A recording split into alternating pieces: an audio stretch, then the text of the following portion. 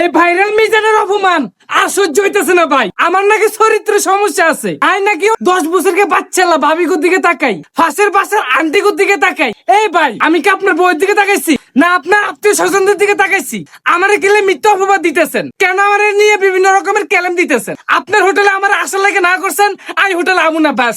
আন্নের টপিকটা হয়েছে কি? লয়ে এখান 14 বল লয়ে এখান গরু মাংস কিন্তু 1 পিস। আন্নের টপিকটা হয়েছে এটা। আর এখন রমজান মাসকে কেন্দ্র করে কি টপিক বার করছেন? 10 পদের ইফতারি, পেঁয়াজ আলু সব বেগুনি, তারই সাথে মুরুন্দা এগুলা বিক্রি করেন। এগুলাই কইবেন আর কি আছে আন্নে কোন?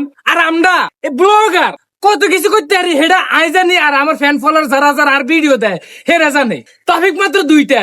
আবার কি করবেন? রমজান মাস চলে গেলে খিচুড়ি বিক্রি করবেন। আগের বাউ কালার চেঞ্জ এডি কইবেন। শুনেন ভাই, এই 3-3টে টপিক ছাড়া আমার বোধ আপনার কাছে আর কিচ্ছু নাই। ওই যে শেষ ম্যাচ দিন শেষে মানুষের ডাব্বা মারে না, আপনিও দিন শেষে ডাব্বা মারবেন।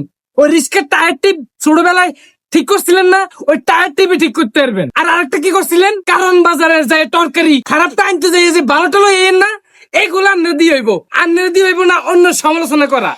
আই বিয়ে করুম বা না করুম এটা আর একান্ত ব্যক্তিগত ব্যাপার। আন্নে করার কে? আন্নে কে আমার কন? আন্নের লোক তো ভিডিও বানাইছি আমি আমি একজন ব্লগার পরিচিত। এটার তো না যে আইনের আত্মীয় স্বজনদের মধ্যে একজন হয়ে গেছি যে আমার বিয়ের যাবতীয় যা যা লাগে যা যা করা লাগে এটা আন্নের দেখতে হইব। শুনেন, অনেক সময় আছে, সমালোচনা বাদ দিয়ে নিজের মতো করে নিজে ব্যবসা যেভাবে চালাইতে আছেন না এইভাবে চালান, অন্য সমালোচনা করিয়েন না।